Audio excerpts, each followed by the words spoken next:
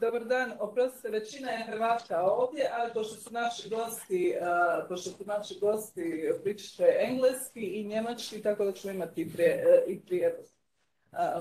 Thank you very much, Madam Deputy, for coming and for giving us a pleasure as well to be with us. As you know, from Austria, yeah? Anna-Marie? Ja, wir möchten uns danken, dass Sie da sind, da die Mehrheit werden wir auch kroatisch weiterführen. Genau. Ja, ich glaube, das ist auch ein Und es freut mich sehr, dass Sie da sind. Ja. Allein, ja.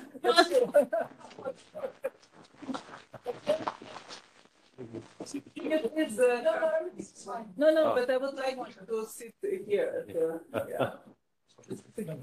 With us here. Okay. Hi. It's my great pleasure because we have here Raza Yuknedievich, the founder of our group for historical, members to be with us. She is here together with Andrei Kovachev, my colleague, who was initiator of the resolution of 2019. I was also signatory of this resolution for historical memory.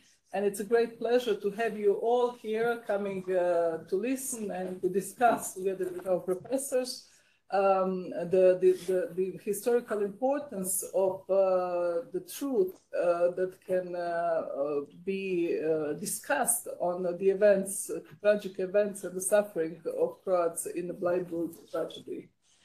So can I ask the lady to translate, at least for our members, for our guests?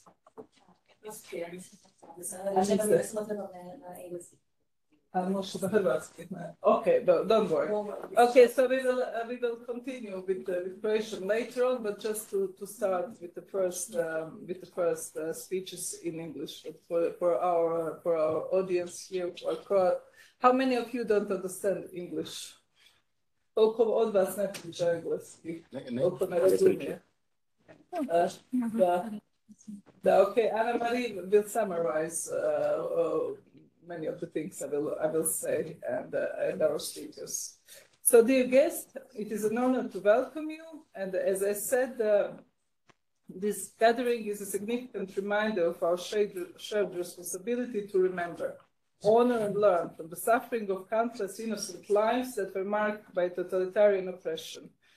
I want to extend my deepest gratitude to Mr. Franjo Pavić and the Croatian World Congress for their dedication to this essential cause, helping us confront the shadows of the past to build a stronger Europe. This event also brings together my colleagues from the European People's Party group, Raza Yuknedievich,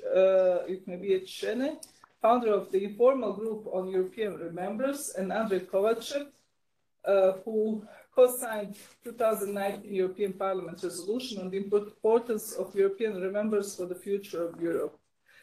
I would also like to extend my thanks for my other colleagues who are here, Davor Ivo Stier, who is also very much involved in this historical memory of the events in Bleiburg, and Mr. Bartulica, who is here with us and who is also acting on this issue. Joining us are esteemed historians and experts whose insights will enrich our understanding of these complex issues. Dr. Vladimir Šimunović, head of Department of History at the Faculty of Croatian Studies, University of Zagreb, will speak on the culture of remembrance and the culture of forced forgetting, Bleiburg, between silence and the rights to truth. Dr. Vlatka Vukelić, head of the Scientific Institute and the director of doctoral program in history at the Faculty of Croatian Studies, University of Zagreb, will discuss the culture of remembrance for Croatian post-war victims, the gap between historiography, law, and tradition, highlighting how these tragedies are remembered within Croatia. We are also joined by Dr. Florian Ruric, an Austrian historian and author of Tragedy of Bleiburg and Victory, whose work provides a cross-border perspective on the Bleiburg events. Today's conference builds an important event I organized before with the aim to commemorate and reflect upon the lives affected by totalitarianism. Millions of lives were lost during one of the darkest chapters of European history. It is our duty to ensure that history never repeats itself. In Central and in Eastern Europe, the end of World War II marked the defeat of fascist terror and wartime atrocities, yet tragically it did not bring democracy. Instead, it ushered in a new form of totalitarianism, communism, with Croatia too facing this fate, remaining deprived of freedom and democracy for nearly half a century. While in Western Europe, the end of the war signaled an end to unprecedented horrors and fascist crimes, notably the Holocaust, in Croatia, May 1945 also became a symbol of horrific post-war communist crimes. At that time, tens of thousands disarmed soldiers of the defeated forces, as well as a large number of civilians fleeing the establishment of the communist regime, were killed without trial along the path from Bleiburg through Tesno and along the Way of the Cross, or the Death Marches, and buried in unmarked graves. These people are not numbers. Each one had a name, a personal history, a homeland, a family, yet their graves remained unmarked and unprotected. These mass killings, along with the persecution and arrest of so-called class enemies and dissenters and repressive action against the Catholic Church, stirred unrest and fear within the Croatian people. This is why, to this day, this period in Croatian history remains deeply painful and traumatic, even though Croatia emerged from World War II on the side of victory. We must oppose any form of manipulation of the victims, and we must strive for the truth about their suffering, no matter how long it takes. To achieve this, we must courageously and honestly confront the past and seek the truth. To continue fostering the culture of remembrance and to contribute through our own action to building a society founded on peace, freedom, mutual understanding, and solidarity is a shared responsibility for us all. So I will skip all this, the rest of my speech, and just pass the floor to Raza Yuknevinicevi, and thank you so much for your commitment to this cause and for joining us in this journey of reflection and remembrance. Now I have the pleasure to give you the floor to tell us about all your experiences and motives as well to start this book. Yeah, thank you very much, Ileana. Thank you all, and especially welcome those who came from Croatia, other parts of Europe here to be together. So I have to say everything I want, and then it will be translation. Yes. Or Yes. One by one. You say piece by piece, and Anna Marie will translate into German. So is it? Yeah. For you, is okay to stop me and saying some piece of my speech and then to translate, or at the end? No, now. Just a sentence. So which one of you will translate? I'm sorry for this. I'm sorry too. I'm the interpreter, but I was supposed to translate simultaneously. So I wasn't okay. So I will for not this. stop and wait you. Sorry? You mean I have to stop and wait until you will translate, or you will? That would be consecutive. I was instructed to translate simultaneously for a small group of people, both in Croatian and in English. But they're not grouped together, so it's. So what do you mind translating into Croatian? Do you speak Croatian?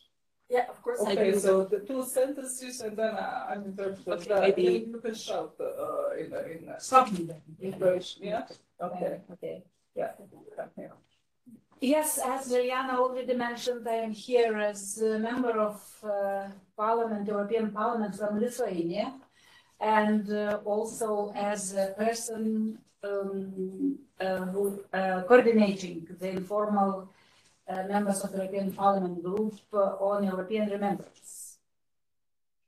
Dakle, ja sam ovdje kao članica Europskog parlamenta iz Litvanije i također koordiniram informalnu skupinu članova Europskog parlamenta zaslužne za kulturu sjećanja.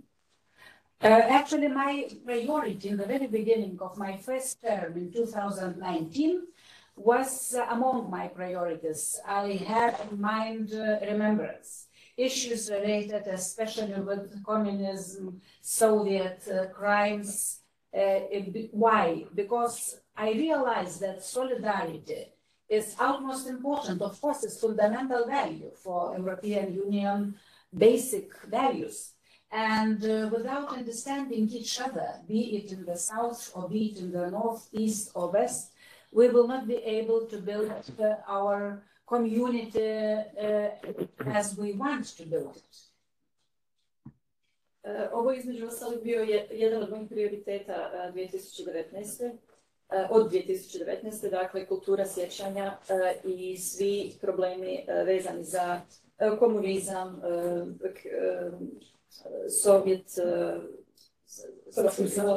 sovjetski zločin i tako dalje. Zašto? Zato što znam da je solidarnost važna ljudska vrijednost i razumijevanje gradi povjerenje među nama. Tako teško ovako zapisivati. So, today I even more convinced that it was right way to try to build up such a group, especially because of this large-scale war in Ukraine. When Putin, Kremlin, they are using history as a weapon, as a tool to manipulate the truth. Danas sam još više ubijeđena kada je u pitanju važnost postojanja ovakve skupine. Vidjeli smo svi što se dogodilo u Ukrajini sa Putinom i Kremlinom koji sada koriste, sa Kremljem koji koristi ovo kao alat manipulacije. So my task and the task of our group is to bring Europe closer by bridging the gaps of historical remembrance. Because one part of European Union, they were under the one totalitarian regime. And many other countries, we suffered two totalitarian regimes, and some people call our lands as bloody lands.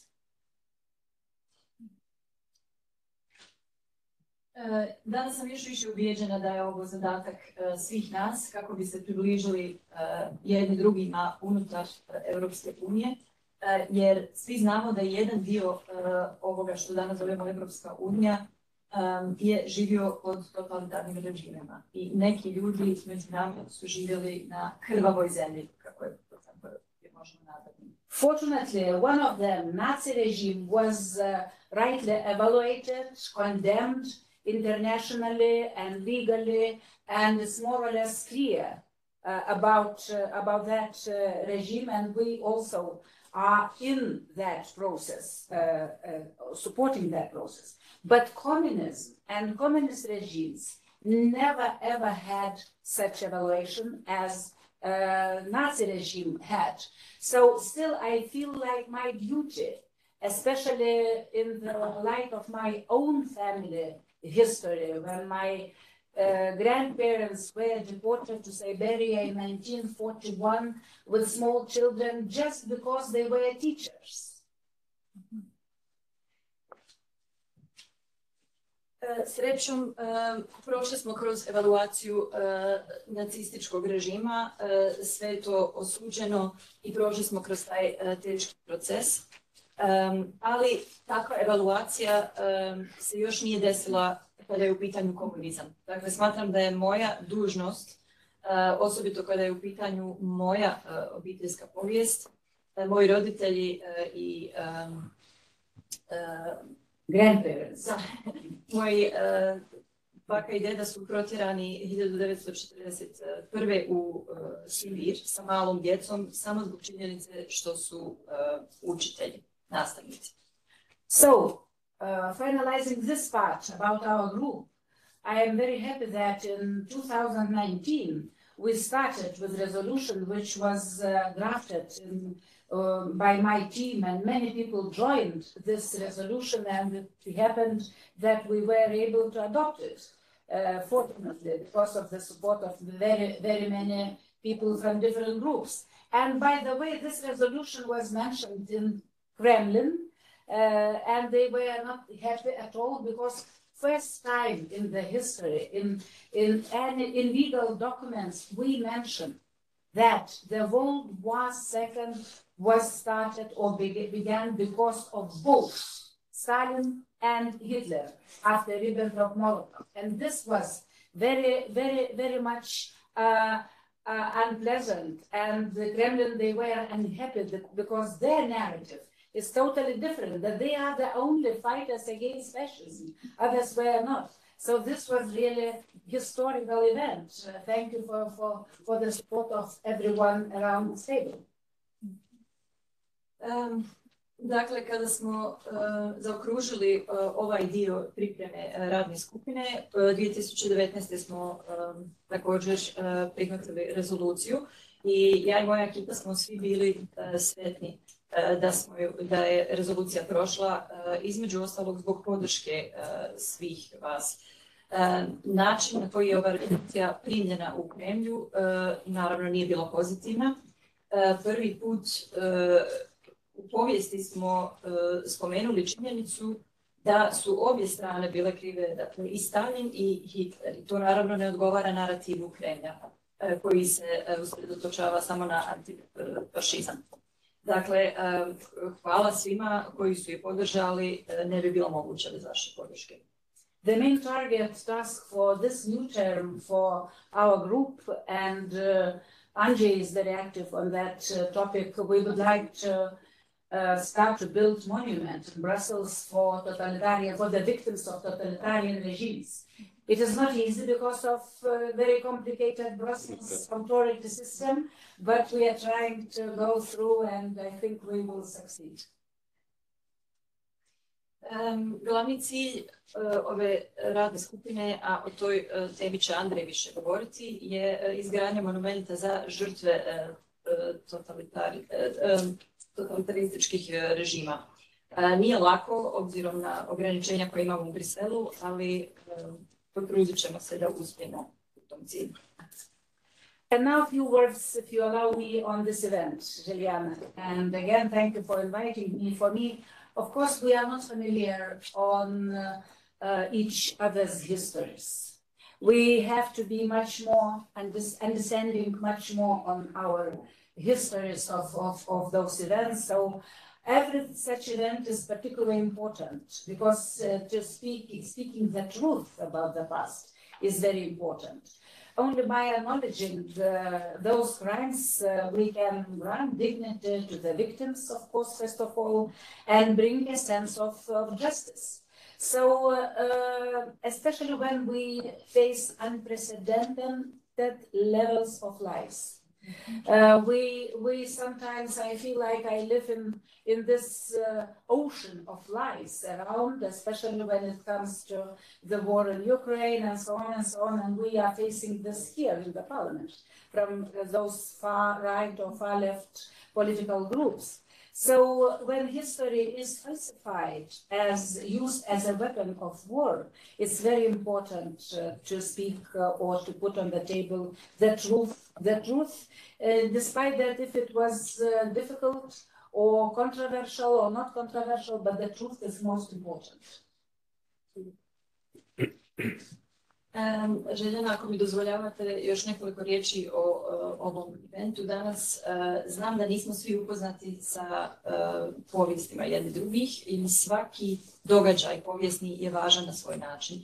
Samo kroz istinu i kroz iskazivanje istine možemo odati počast žrtvama i pravda može prevladati. Osobito kada imamo osjećaj da svakodnevno živimo u okeanu laži, tako se ja nekad osjećam. Pogledajmo samo narativ o Ukrajini. I kada je povijest falsificirana ili korišćena kao alat za rat, samo nas istina može spasiti. And my last point and the main message as politician working here, why remembrance and the truth about the past is so important in the light of our new priorities in this term of European Parliament and the European Union. One of the main challenges of this legislative term is the enlargement of the European Union. And Western Balkans is a key region in this process, together, of course, with Ukraine, together with Moldova, other countries, but Western Balkans, as I understand, I am not from that region, but for myself, is so close to my heart because I understand that leaving gray zones, be it while in one or another part of European continent, it will lead us into new conflicts. And history here or remembrance matters as never before.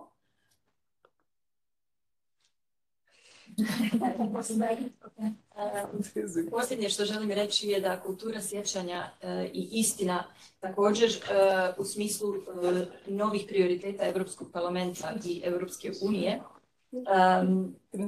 ostaju zajedno sa proširenjem najvažniji prioriteti. A kada je u pitanju proširenje, Zapadni Balkan zajedno sa Ukrajinom, Moldavijom i tako dalje su ključne zemlje koje su prioriteti, a Zapadni Balkan je uvijek u mom srcu. Jer osjećam da ako nismo svi dio istog europskog kontinenta i unije, to stvara plodno tlo za ove konflikte. However difficult it might be, that commemoration and knowing the past must lead us closer to truth.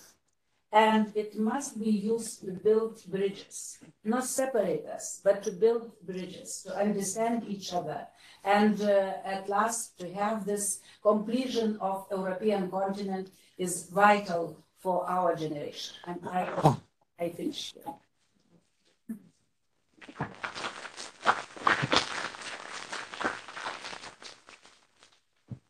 Ovo je bilo teško, kultura sjećanja i istina su te koje mogu graditi mostove u razumijevanju i smatram da je kompletiranje naše Europske unije ključno u tome. Hvala vam svima.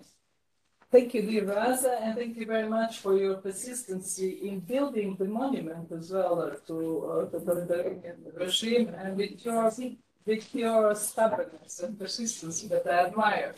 I'm sure that you will achieve it with our help as well from all sides. We have Roberta Metsola, who is also supporting you very much on this endeavor, and I continue working in this group because I think my great uncle was lost on this way of Freiburg, and he never had a monument to himself. But at Like least, my grandfather somewhere in Siberia, in Reshote Gulag. No grave even. Yeah. Nothing. And this is something that they at least deserve to have a memory here in the capital of Europe that they're not forgotten as well. So now I'm passing the floor. So možete vi samo ovo prevesti, tako da možemo. Samo da prevedem, ja samo kažem zahvaljujem i na što radi spomenik koji će u stvari biti svima nama zadovoljstvo da je poguramo jer u svojoj tvrdoglavosti i upornosti puno stvari je ostvarila. Roberta Metsola je naša predsjednica parlamenta, stoji iza ove ideje, tako da evo i nešto što može ostaviti svojim djedovima i bakama koji su nestali u Sibiru, a ja kažem i moj praujak, u stvari prastric koji je nestao u Blajburgu, ako ništa da mu se zna mjesto spomenika, ako ne gdje je nestao i gdje je sahranjen. Tako da mi radimo na toj ideji.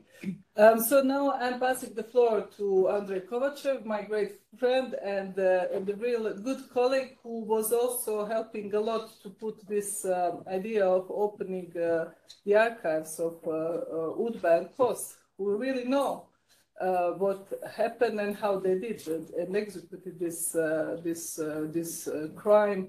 I will give you a floor and say thank you very much, Andrei, for everything that you are doing, and it's also a resolution that couldn't be possible without the joint endeavor, and also for all the work that you are doing in discovering the crimes of UDBA and KOS in this Western Balkan region.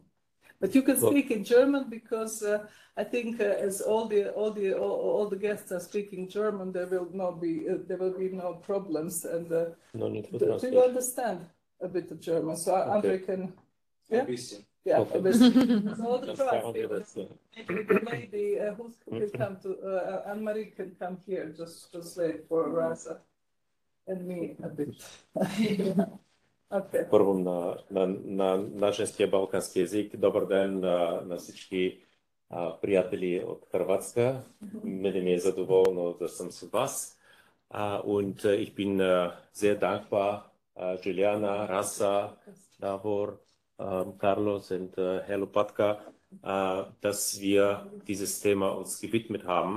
Es ist extrem wichtig, eine gute Geschichtsverarbeitung, weil weiterhin das Thema wird benutzt von die linke Seite für eine Geschichtsverfälschung. Und leider in frühere Jugoslawien, das sehe ich, es ist weiterhin sehr, sehr präsent, diese Jugo-Nostalgie. Ich sehe vor mir die Verbrechen der Tito-Partisanen in manche Teilen von Ex-Jugoslawien. Das ist sehr schwierig, darüber zu reden sogar. Wenn du siehst, die Straßen, Marschall Tito, Hauptstraße von Sarajevo, über den Skopje, in Belgrad und so weiter. Seit 2009 jede Resolution des Europäischen Parlaments über ex-jugoslawische Länder steht das Passus Öffnung der Archiven von UDBA und von KOS. Also jetzt die neuere Name vom UDBA war SDA oder Služba bezbednosti. SDB. Und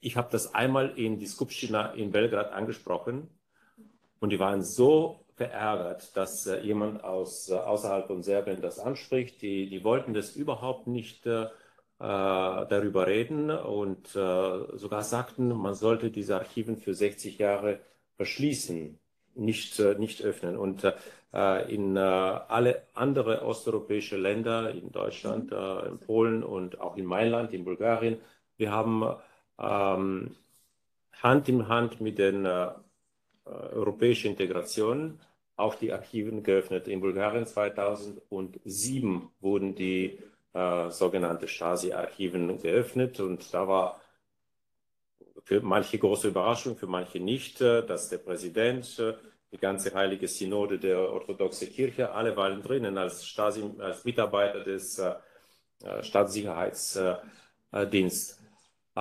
Jedes Land, genauso wie in Kroatien, hat historische Trauma, also dieses Verbrechen in Bleiburg, bei uns in die Konzentrationslager auf den Fluss von Donau, also Belene. Ich weiß über Goli Otok, über das Konzentrationslager in Ex-Jugoslawien und alle anderen Verbrechen des Tito-Regimes. Wir wissen das, aber nicht viele wissen es, weil Tito hat mit Stalin Schluss gemacht und er hat mit dem Westen, damaligen Westen kooperiert und den Westen war blind auf die Verbrechen, das Verbrechen, was im Tito-Jugoslawien existierte. Natürlich kommen aus Bulgarien. Für uns war ein großes Drama, wie die Partisanen sich mit den mazedonischen Bulgaren also eliminiert haben oder eine ganz extreme Propaganda gegen den betrieben haben als Faschisten und das Missbrauch des Wortes Faschismus. Ich habe sogar letzte Woche wurde ich von einer von den Linken hier als Faschist beschuldigt, weil jeder, der nicht Kommunist ist, für den ist er ein Faschist. Und diese Geschichtsverfälschung ist eine ganz wichtige Aufgabe für uns zu klären. Faschismus, Nationalsozialismus, Stalinismus, Bolschewismus und Kommunismus sind das gleiche Evil, das gleiche Teufel. Und man kann nicht nur die eine Seite sehen und nicht die andere Seite. Kommunismus hat viel mehr Menschen umgebracht. Nur, warum? Weil wir mehr Zeit hatten, mehr Leute umzubringen. Seit 1917 bis 1989 und jetzt weiterhin in Russland, in Nordkorea und in viele andere Länder, Venezuela, Kuba, wenn wir jetzt auf die Realitäten des jetzigen Welt denken. Aber vielen herzlichen Dank, liebe Juliana, für diese Möglichkeit, mit euch heute über dieses sehr wichtige Thema, die ganz, ganz nah an mein Herz ist. Alles Gute, Dankeschön.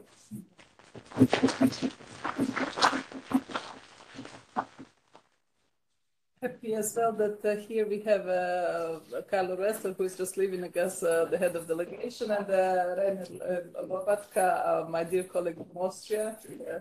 Vielen Dank for coming as well. So it's very difficult for the colleagues because today we have hearings all day long, so people are busy with the hearings. But thank you very much for coming and paying respect to the memory, historical memory that we cherish on people that have lives lost in Bleiburg tragedy. So now I will give the floor to Austrian historian Dr. Florian Rulitz, an author of the book Tragedy of Bleiburg and the Victring, who will be joining us online. Dr. Ruiz? Yeah, I think so. Ja, man hört nicht. Man hört nicht.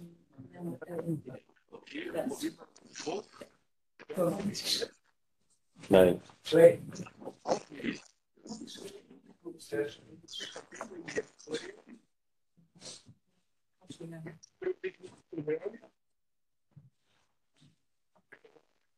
Das Handy oder? Ja.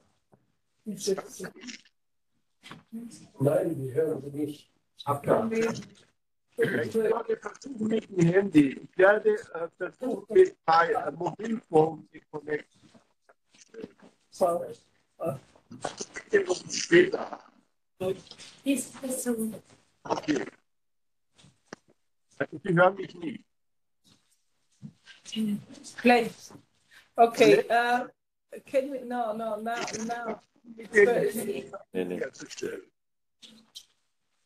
Okay. Maybe later. Yeah, maybe. Yeah.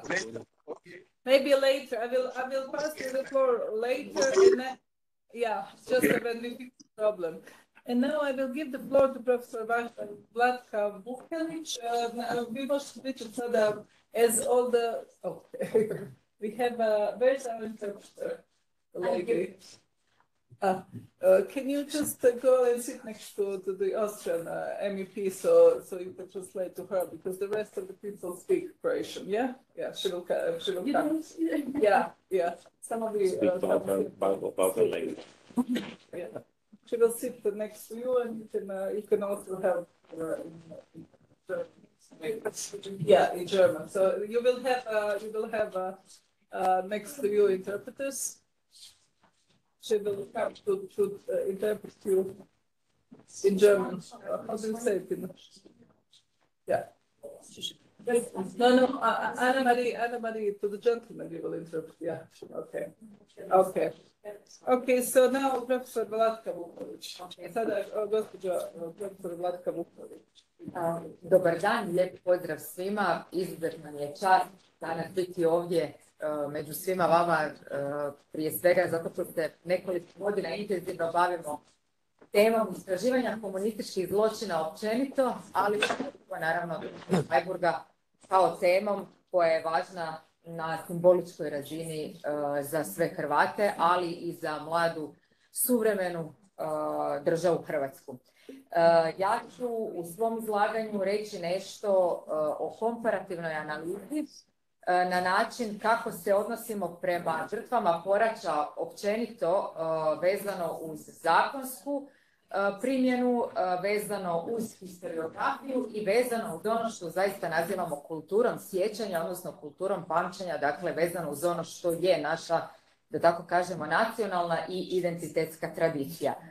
Ovdje smo već više puta čuli od europarlamentarnih zastupnika zapravo podlogu koju su nam dali na zakonskoj razini, na čemu im najiskrenije zahvaljujemo jer se stječe dojam da Hrvatska država zbog tranzicije koja još nije završila zapravo nije bila u stanju sama donijeti određene zakonske procese, a koji su nama kao povjesničarima bili vjetar u leđa jer određene teme i dan danas su, da tako kažemo, blago nelagodne za istraživače. Dakle, pitanja zločina koji su počinjeni u komunističkim društvima nakon Drugog svjetskog rata zaokupljaju interes europske javnosti tek od pada željezne zavjese.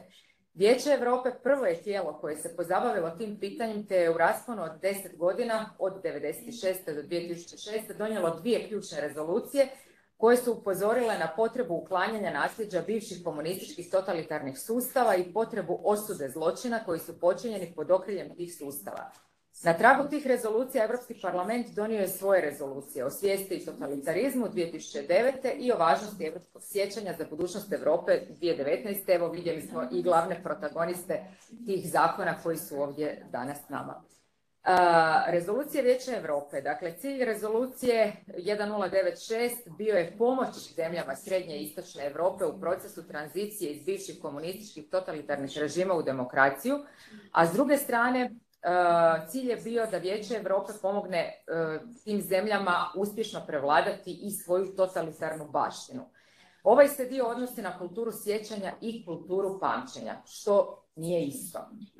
Sustavi izgradnje i njegovanja kulture sjećanja i pamćenja nad ukupnom poslijeratnom baštinom tako su ušli u takozvani memorijalni prostor Hrvatske formalno sa 50 godina zakašnjenja.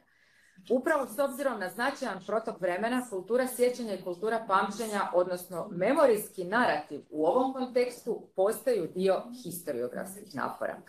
Rezolucija 1481 ističe da su kriminal i osuđujući karakter nacističke ideologije i režima neupitni, što smo također ovdje čuli, dok komunistička ideologija i režimi nisu naišli na sličnu reakciju, pogotovo u zamagljenoj i nedorečenoj kulturi sjećanja, pa su zločini komunističkih režima rijetko bili podvrgnuti kaznenom progonu, mnogi od počinitelja nikada nisu bili provedeni u pravde, dok su komunistički simboli otvoreno korišteni i danas,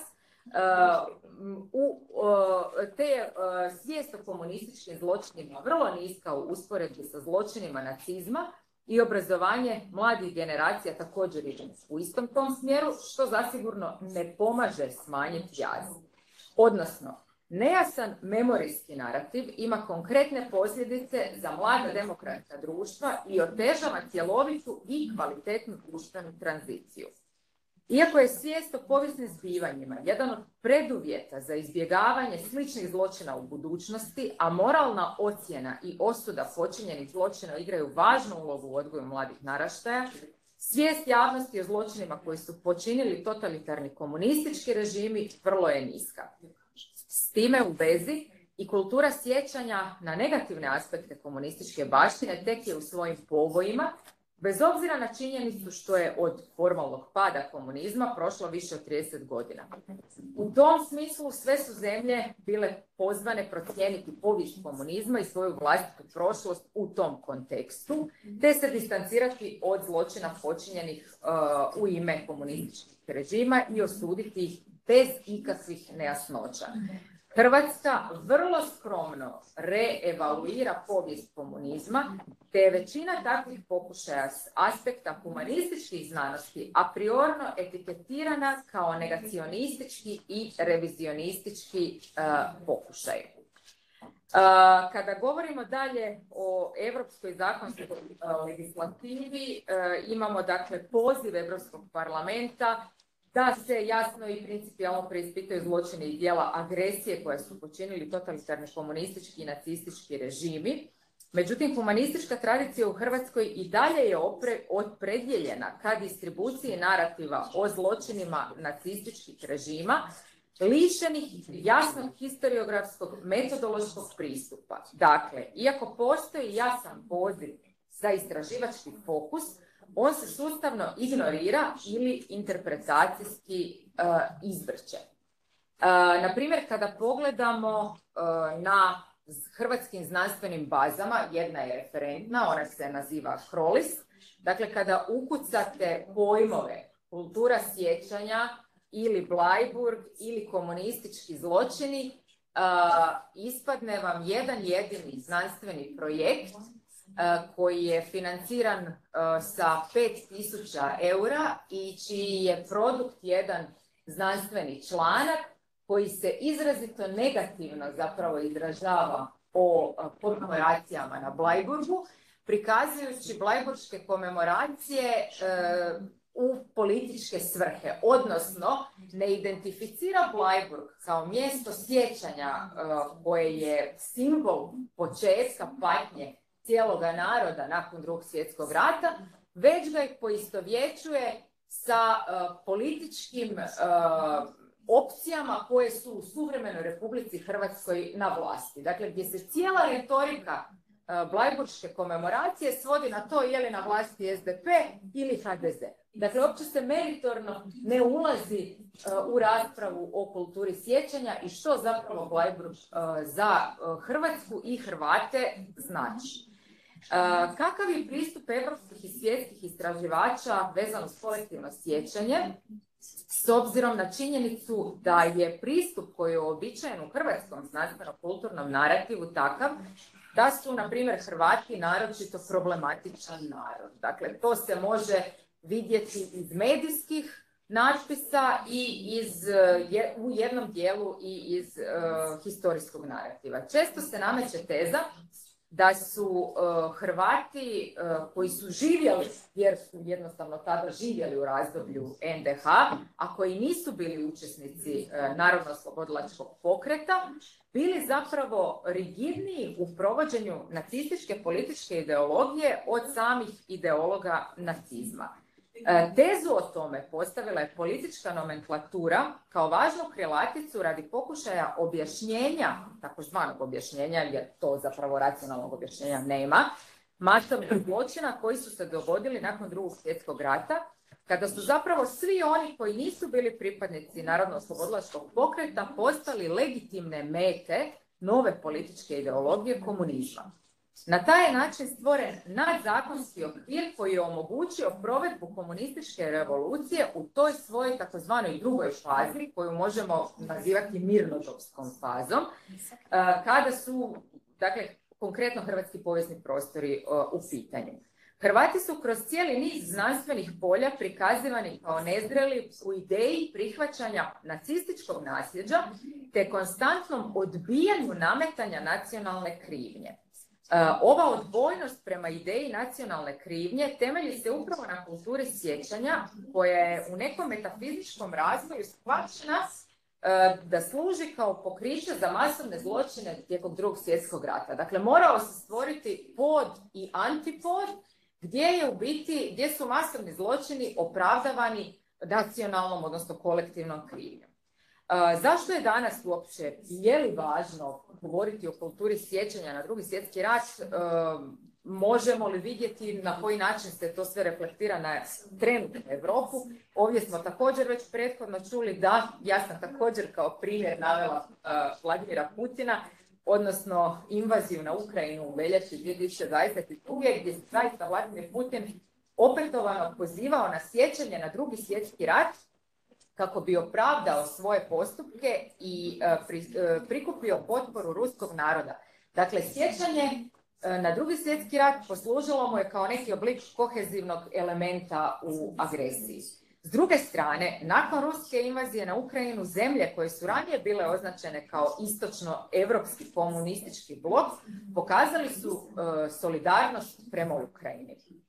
Dok je Putin agresiju opravdavao kao rat za oslobođenje Ukrajine od neonacista, vladini dužnosnici ostalih istočnoevropskih zemalja vidjeli su analogiju na potpuno suprotan način. Za njih Putinovi postupci podsjećaju na njemačku invaziju na istočnu Europu prije i poslije pakta Hitler-Stalin iz 1939. godine.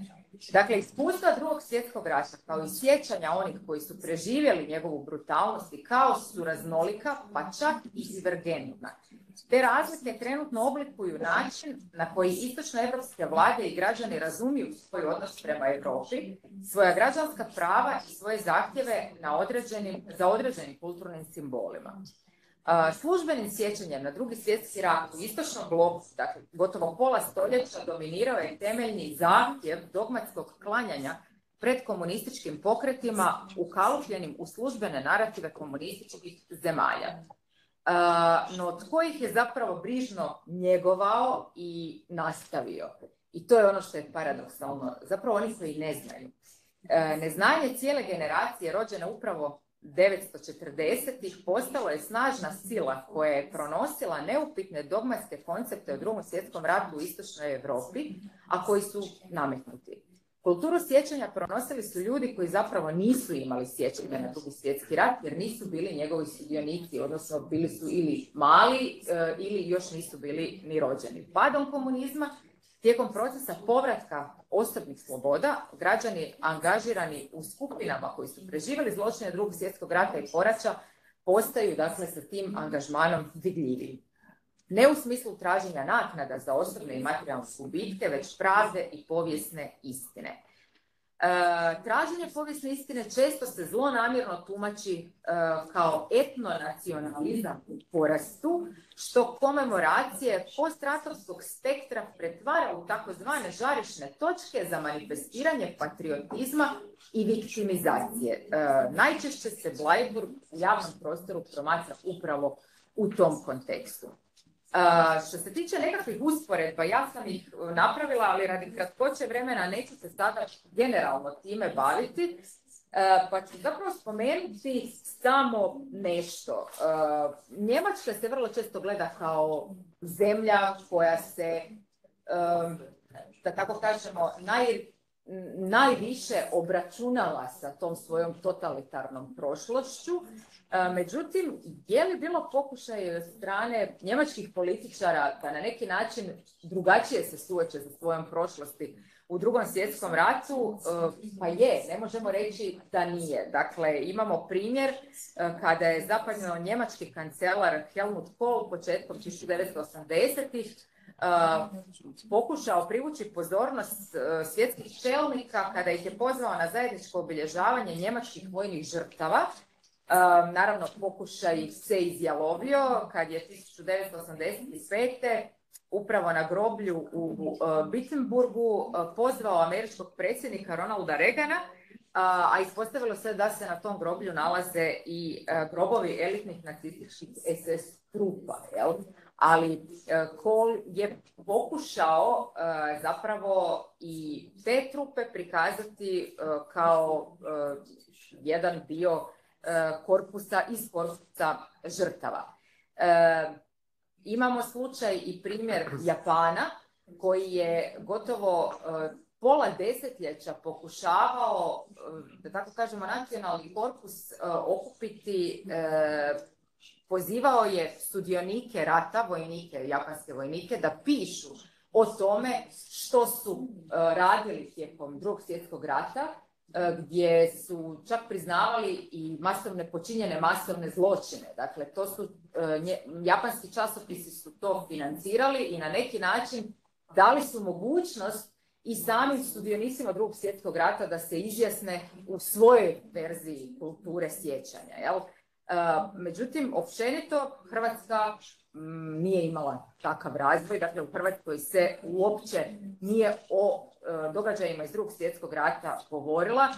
Hrvatski povijesni prostor bio je jedan oblik komunističke kolonijalne države podređene cilju o takozvanoj nesvrstanosti koji nikad nije dozvolio ni pomirenje, ni proučavanje, a ni razračunavanje s vlastitom prošlošću, jer je nakon razdoblja intenzivnog terora stvoren institucijski, društveni i historiografski vakum manifestiran kroz krilaticu nesvrstanosti. Općenito postoji nekoliko slojeva stvaranja sjećanja koji zajedno tvore javnu percepciju. Naravno, ove različite razine su povezane, utječu jedna na drugu na značajan način. Međutim, čini se da je važno ne brkati ih ili prihvatiti jednu razinu kao formiranu javnu memoriju. Trebali bismo ih promatrati odvojeno, a zatim ih kombinirati u novu sliku koja se sastoji od najmanje 3 razine stvaranja sjećanja. To je ona politička i službena, tako je, evo ga, završit ću s time, to je ona književna ili kulturna i to je ona zapravo popularna razina. U onome što smo mi u čemu smo mi došli zaključno da je Bleiburg tijekom komunističkog razdoblja bio tabu tema koja se u Jugoslaviji sustavno brisala iz kolektivnog sjećanja, ali ga je u memoriji naroda održavala Hrvatska iseljenička zajednica i njezin tisak. Danas je tema Bleiburga historiografski mainstream, ipak, kojega je značajnim dijelom oblikovala kultura sjećanja. U tom je smislu ovakvo obilježavanje, odnosno ovakvi skupovi, ovakve manifestacije su primjeri važnosti sinergije znanosti i kulture sjećanja, ali i politika općenito, u oblikovanju nacionalnih memorabilija, simbola i povijesne istine. Hvala najljepša, vidimo da je tema zaista obilna i mi smo, vjerujte, tek zagrebali jedan mali dio toga i sa teorijske razine i zapravo sa događajne razine. I jako smo zapravo daleko od onoga koliko je ostatak svijeta otišao u svojim istraživanjima.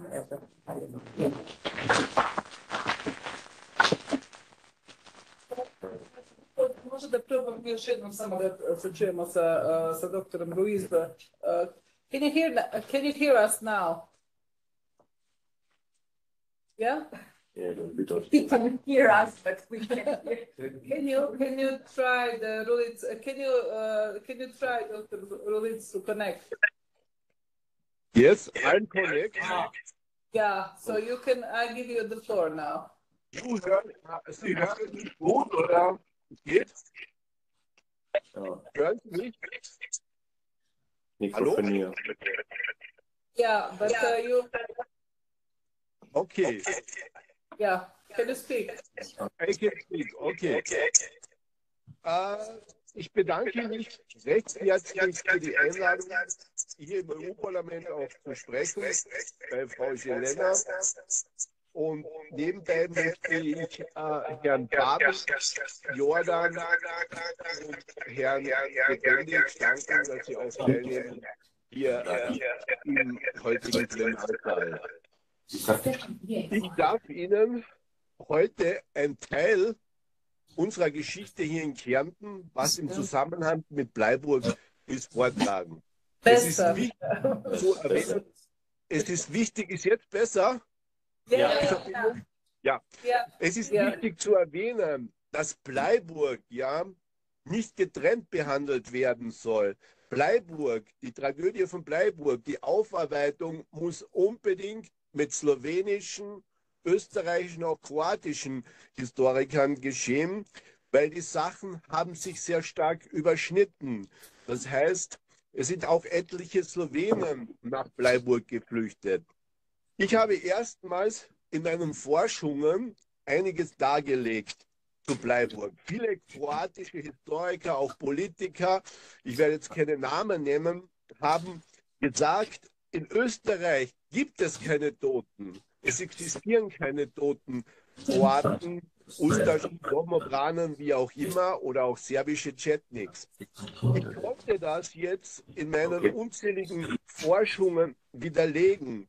Ich habe dazu etliche Pfarrchroniken, Sterberegister untersucht. Und in diesen Untersuchungen bin ich zum Ergebnis gekommen, dass weit bis zum Ende des Abzuges, der Tito-Partisanen, das war quasi um den 20., 23. Mai, bereits in Österreich getötet worden ist. Also die Partisanen haben bereits auf österreichischem Territorium getötet. Die Tatorte der Morde an Kroaten erstrecken sich jetzt wissenschaftlich auf einer Länge von knapp 100 Kilometern. Das heißt, vom Bleiburger Feld bis hier an das Ficktringer Feld, was ich für euch hier im Hintergrund hergerichtet habe. Das ist dieses Ficktringer Feld. Hier waren circa 100.000 Flüchtlinge weit bei Klagenfurt, also bei den Feldern um Klagenfurt.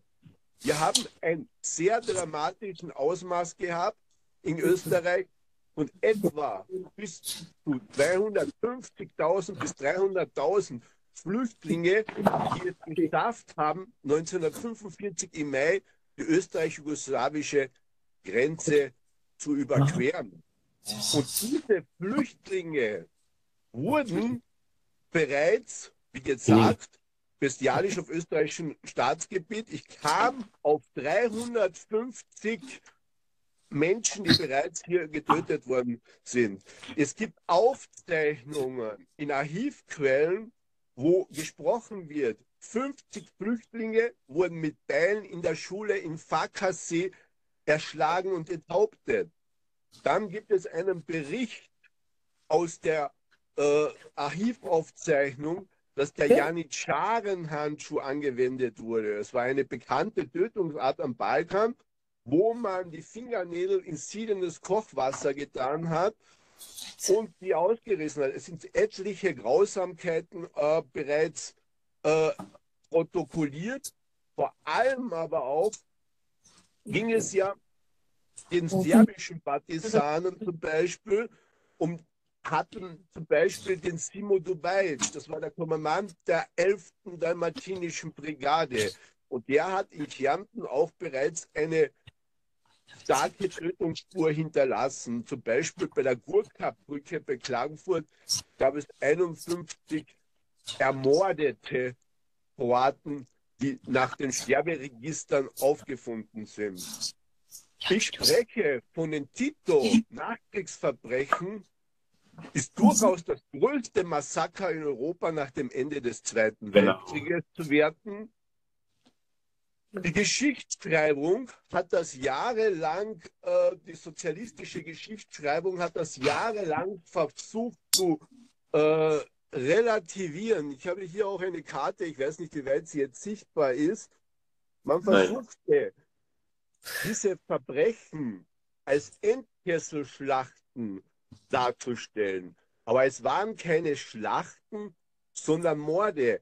Das Tito-Regime hat bewusst das Ende des Krieges auf den 15. Mai verschoben, was natürlich eine historische Lüge ist, um die Verbrechen an den Kroaten, an den slowenischen Flüchtlingen, aber auch an den serbischen Flüchtlingen zu pauschalisieren. In meinen Forschungsergebnissen, was die wenigsten Kroaten wissen, sind auch Österreicher von diesen Maßnahmen des jugoslawischen Übergriffes im Jahr 1945 betroffen. Es wurden 130 österreichische Zivilisten in den Zeitraum vom Mai 1945 ebenfalls ermordet. Aber ich betone, das waren Zivilisten, keine Soldaten. Also Österreich hatte unmittelbar auch Opfer zu beklagen. Dazu kommen die unzähligen Domobranzen. Wie gesagt, ist diese Thematik noch am Anfang. Auch in Österreich sind die Forschungen nicht sehr leicht zu führen, weil die Thematik, weil in Österreich ja auch die Tito-Partisanen ja jahrelang als Befreier galten. Also man muss sich ja vorstellen, Österreich hat ja damals bei den Staatsverhandlungen die Moskauer Deklaration, die besagt, dass Österreich wieder in den Grenzen erschaffen sollte, wie sie 1938 war. Und dazu hat man auch die Tito-Partisanen als Befreier gesehen. Und deswegen will man auch, gewisse Kreise wollen auch in Österreich diese Thematik nicht so gerne aufgearbeitet haben. Vielleicht habt ihr auch das mitbekommen. Es gab ja seitens Versuche, auch die Kommeration, seitens Österreich die Versuche, die Kommeration in Bleiburg zu schmälern, beziehungsweise in den letzten Jahren auch zu verhindern. Was noch in den Kriegswirren passiert ist, also das heißt auch spät nach dem Kriegswirren, gab es auch in Österreich die sogenannten UDBA-Morde.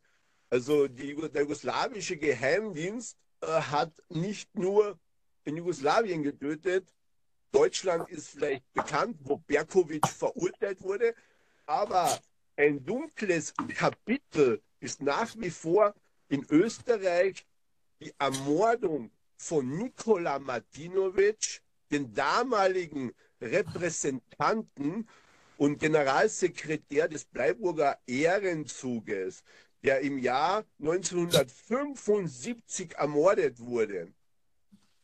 Warum wurde Martinović ermordet? Martinović hat alljährlich die Kommemoration in Bleiburg ausgeführt.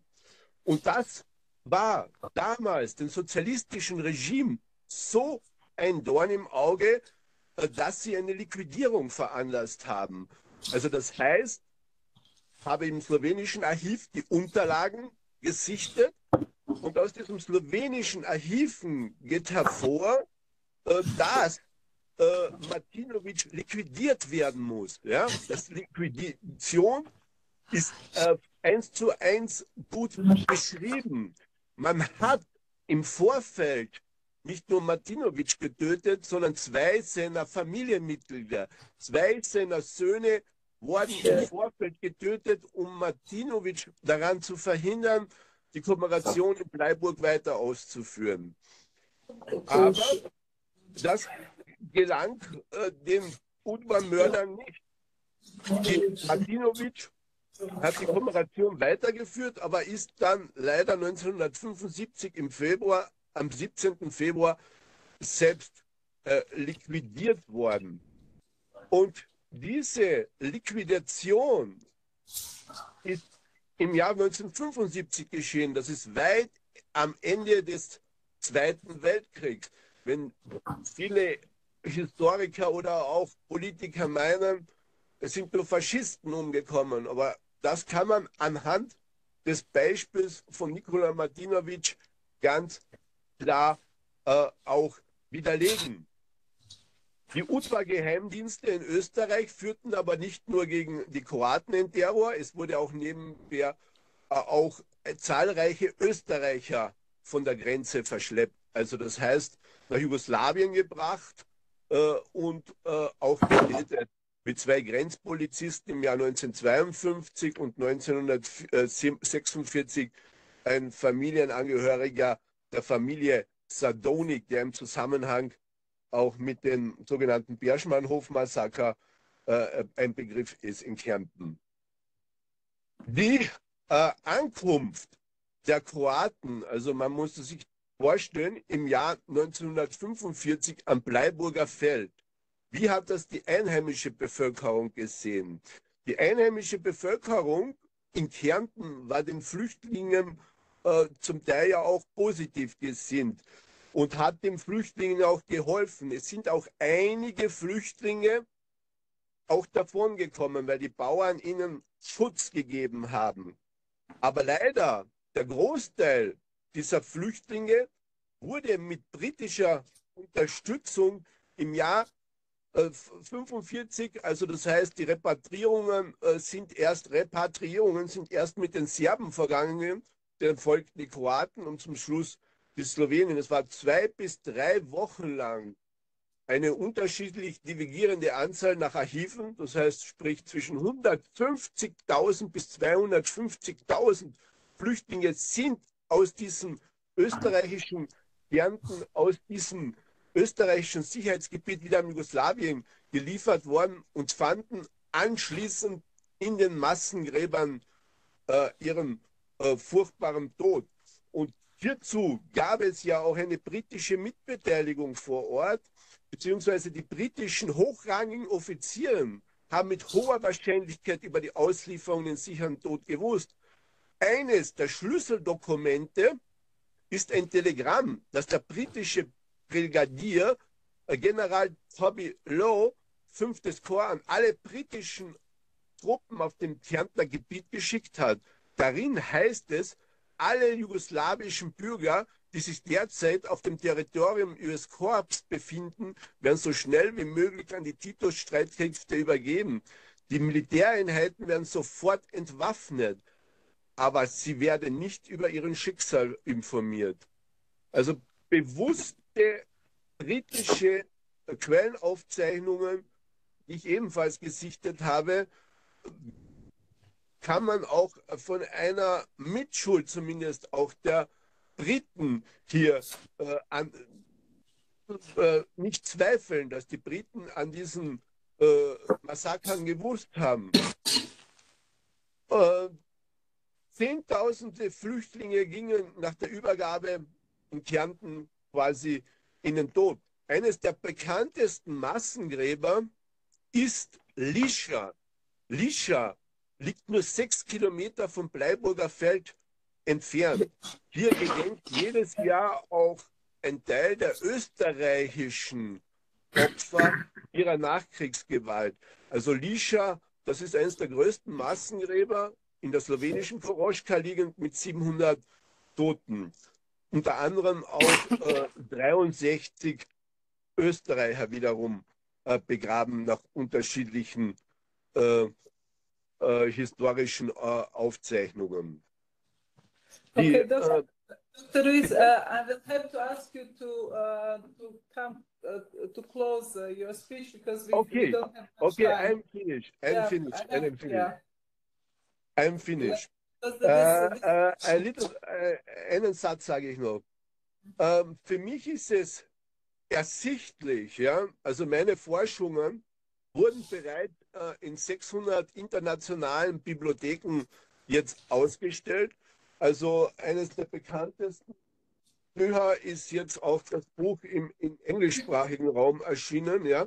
Das hat an 600 Universitätsbibliotheken Einklang gefunden. Also meine Forschungen wurden international jetzt hoch anerkannt. Ich kann zum Schluss nur plädieren und sagen zum Schluss, dass man dieses Thema weiterhin grenzüberschreitend aufarbeitet. Also meine Bitte ist auch an die verantwortlichen Politiker der EU, dass man diese Thematik Grenzüberschreitungen international aufarbeitet mit kroatisch, slowenischen und österreichischen Historikern.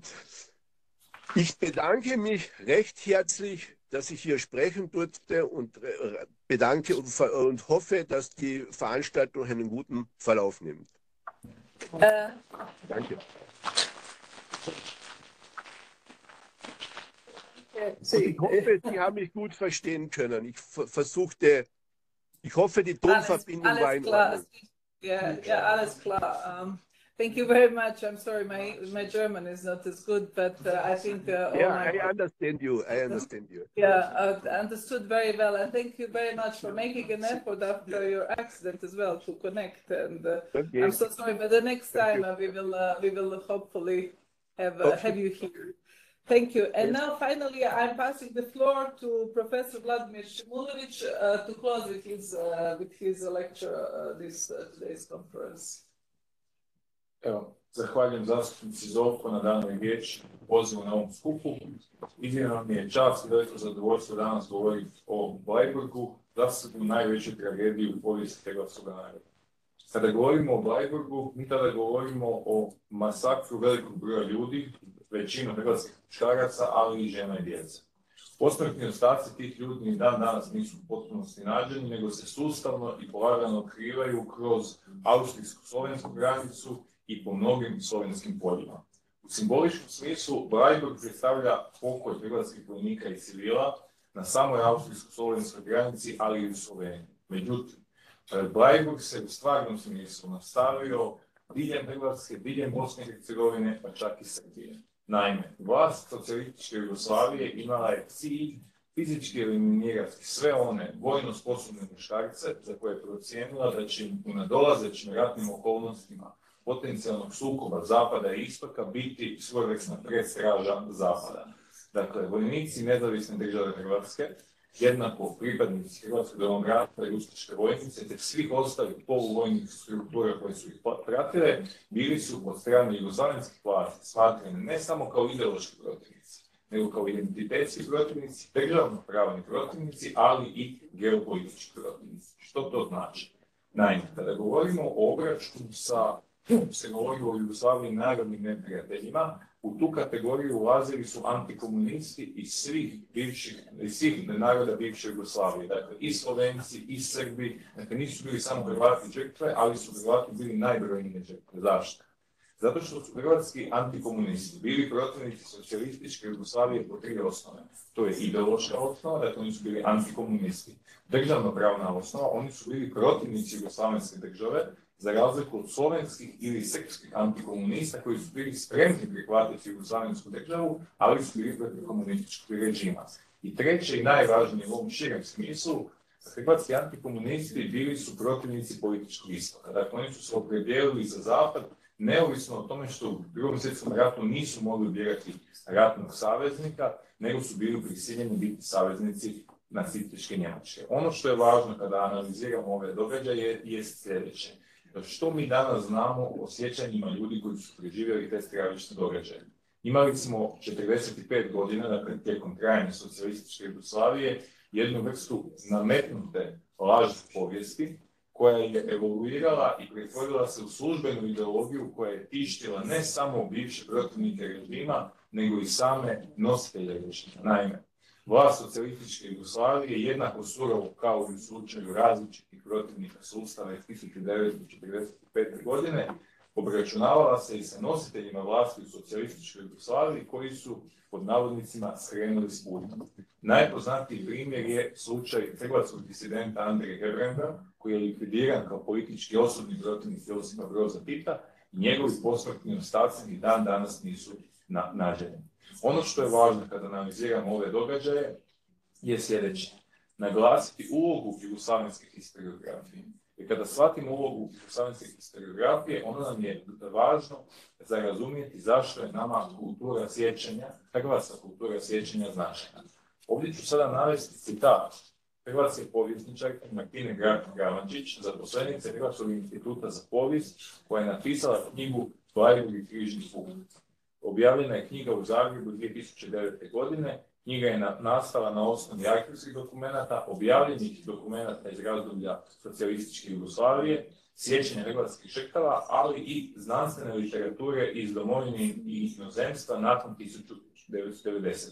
Pročitat ću vam citat koji se prvenstveno tiče uloge historiografije socijalističke Jugoslavije, kako bi nam bilo razumljivo zašto je kultura sjećanja važna.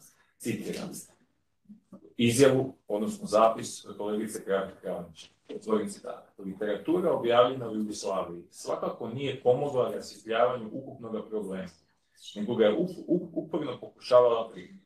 Historiografska literatura objavljena u tom razdoblju nije izlazila izvan interesnih okvira određenih od političkog sustava. Brojna literatura koja opisuje završne operacije uglavnom ne navodi okolnosti stradavanja, nego daje samo sumarne podatke koji tek indirektno upućuju na sporne događaje. S druge strane, sjećanje pripadnika jugoslavenske Titove vojske, koja su objavljena u više navrata, spominju blajburške događaje, nudeći pobjedničku perspektivu.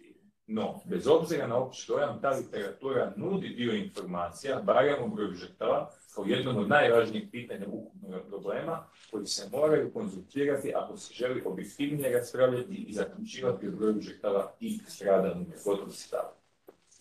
Dakle, ovdje sam naveo ovaj citat da bismo shvatili da jugoslavenska historiografija nije bila historiografija u današnjem smislu riječi. Dakle, jugoslavenski povjesničari nisu poput kolegice Vukelić ili mene, ljudi koji predaju na fakultetima, bave se znanstvenim radom, da građuju arhive i knjižnice, nego su uglavnom bili vojni djelatnici. Svi su oni imali vojnu, ali i ideološku dužnost pisati ono što je režimu odgovaralo. Jedan od njih je bio tada mladi general Jugoslavenske armije, Franjo Tuđman, kasnije prvi hrvatski predsjednik, koji se usudio odjegnuti neke od dogmi tadašnjih sustava. Zbog toga je prvo bio izbačen sa posla, a nakon toga je završio u zatvoru. Čisto da razumijemo važnost historiografije za stabilnost političkog sustava socijalističke Jugoslavije.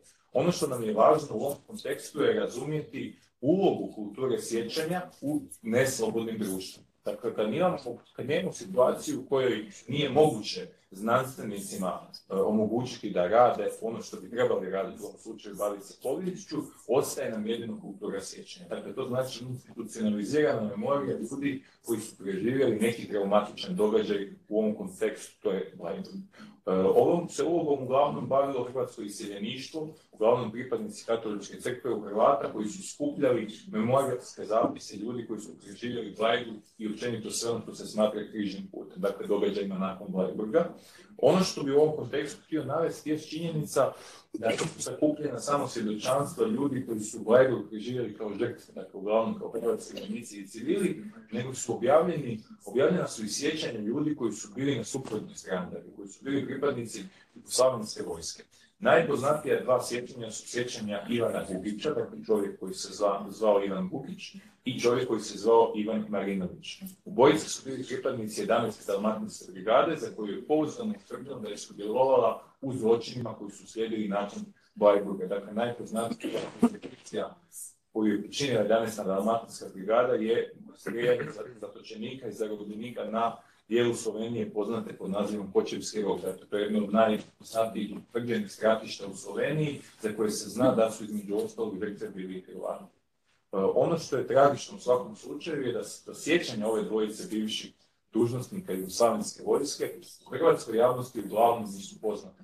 Dakle, kad se govori o kulturi sjećanja u kontekstu zapisa, memoarskih zapisa pripadnika Titove jugoslavenske vojske o tim zločinima, uglavnom se navodi ili sjećanje Sime Bajića, koji je tada bio jugoslavenski dužnosnik nadređen vodstvu 11. dalmatinske brigade, ili se zapravo govori o Zdenku Zavadlavu. Dakle, Zdenko Zavadlav je pripadnik partizanskog pokreta iz Slovenije, kasnije bio istaknuti dužnosnik jugoslavenske tajne policije. Međutim, uz navedenu dvojicu dužnosnika postojao još veliki broj pripadnika partizanskog pokreta koji su bili spremni podijeliti svoja saznanja o zločinima u kojima su i sami posredno sudjelovali. Međutim, još uvijek u Hrvatskoj, kao i u doba socijalističke Jugoslavije, nije moguće dobiti puni uvid u te događaje, nego pojedinci koji se bave ovim temama su uglavnom bez adekvatne institucionalne podrške. Zato ovaj poziv zastupnice Zovko smatram kao veliki iskorak u tom smjeru i zapravo daje nam nadu da ćemo se mi još kvalitetnije i sustavnije moći baviti ovim temama. Naime, za puni uvid u ove događaje nisu nam potrebni samo arhivi, samo dokumenti i samo knjige koje su danas uglavnom skupljene, nego nam treba financijska pomoć i u konačnici najvažnije od svega neometan rad da bi mladi ljudi mogli se početi baviti ovim temama, jer to je nešto o čemu ste do sada mogli samo čuti kao kontroverznu temu ili ste mogli zbog bavljenja tom temom naići na različite prepreke u vidu zapošljavanja, napredovanja na poslu ili općenito pozicioniranja na nekim bolje plaćenim ili bolje, možemo reći, politički važnim funkcijama. Upravo zbog toga važno je da se o ovoj temi govori u europskom kontekstu, u kontekstu osude svih totalitarizama, kako bi se pokazalo mladim ljudima da je potrebno se suočiti sa neugodnim dijelovima naše prošlosti i da bi zapravo borba za istinu trebala biti obveza svakog pojedinca, pogotovo svakog Hrvata čiji su članovi obitelji prošli kroz Bleiburg, a ne nešto od čega treba okretati glavu i straha od posljedica. Hvala vam.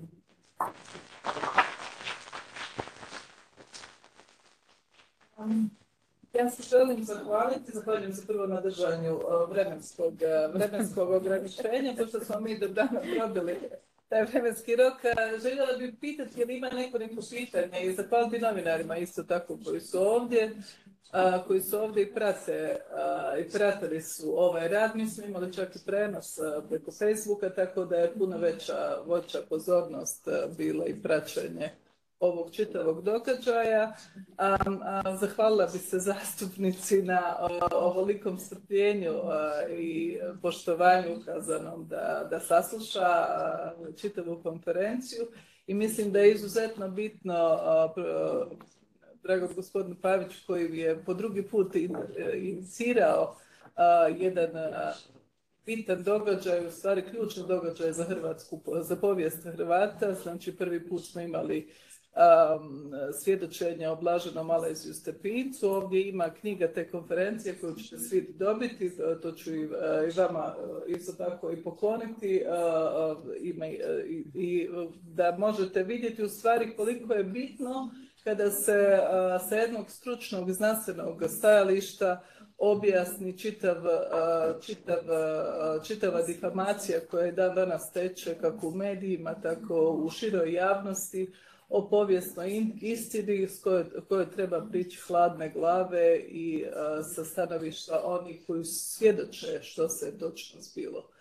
kako bismo gradili jaču i otporniju i bolju Evropsku uniju. Znači, moja prijateljica Raza Juknjević je dobro ukazala na to što je ruska propaganda učinila na početku rata i agresije na Ukrajinu da bi defamirala sami ukrajinski narod. To se dešavalo Hrvatima u Hrvatskoj kada je bila agresija na Hrvatsku i tako se širila propaganda po Europi, tako da mi itekako simpatiziramo i znamo kroz što se prolazi kada se uništava vaš karakter i vaša povijest.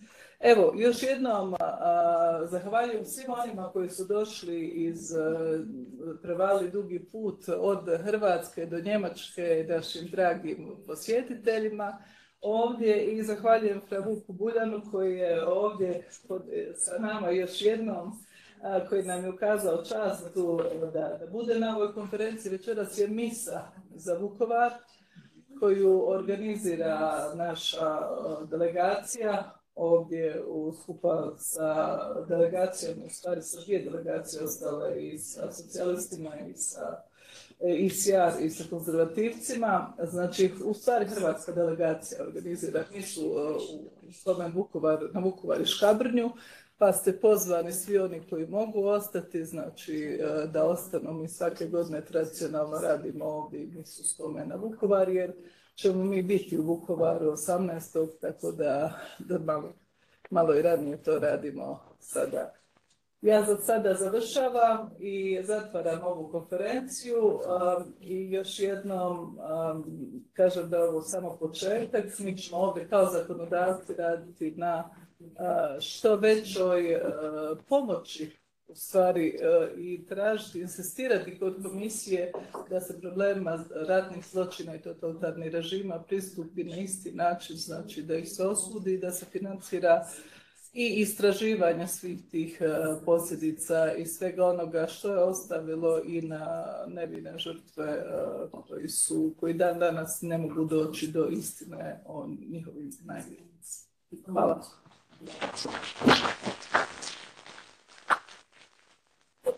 Hvala mojim asistentima za izvanredan rad i napor koji su uložili u organizaciju.